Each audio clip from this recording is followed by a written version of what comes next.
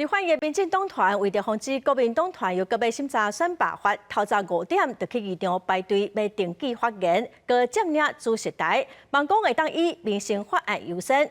国民党团是批评民进党拢无要义民意，民众党团嘛提案要开会到暗时12点，甲今仔议程拢处理煞才散会。针对选罢法甲宪法诉讼法的修法审查，应该会搁来进行表决。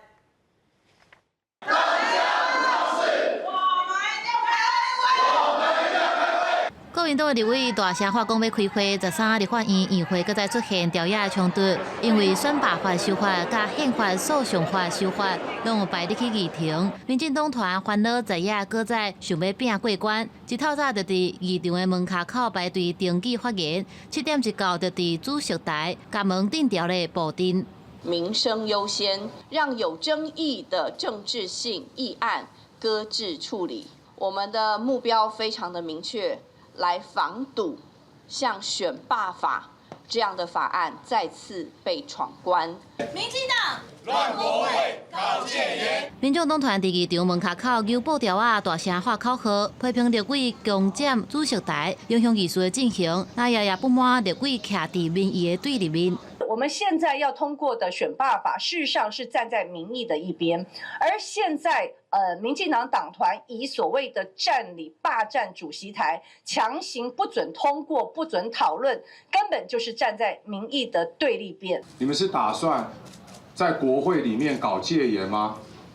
任何议程，只要不依照民主进步党的意思，就要透过暴力的方式杯葛。 用暴力的方式攻占主席台。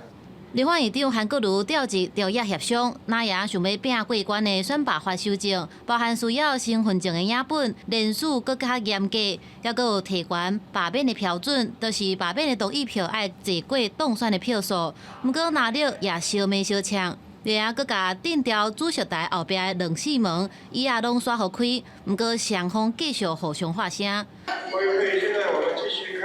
虽然顺利开会，不过民众党团提出延会到暗时12点，要家己按拢处理煞才散会。其中包含民进党团希望审议的关系到运动部成立的行政院组织法修正，反对非法报缴的运动产业发展条例修正，动枪降税的证券交易税条例修正，各样事业预算案等等。记者综合报道。